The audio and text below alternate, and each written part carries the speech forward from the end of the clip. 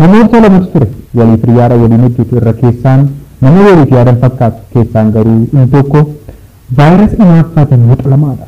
Akka tasaa mootiin isaanii namticha hinaaffaa sana waameetu akkas jedhaan. Ati bitaa akkoo keessaa isan jaalladhudha. Baroota ati asitti bulde kanaaf beenyaa kan ta'u waan fedha keessiif jechuun barbaada jedhaan itti dabalee siryaa keessin moodachaa waan itti gaafatteen jedhaaf waan ta'eef waan feete naa gaafadhu. Anis siifan raawwadhaati jedhaan. Namtichis taa'ee yaadee konkolaataa fi mana yoo jedhe hiriyaa isaa abbaa konkolaataa lamaatu mana lamaa ta'uuf jira.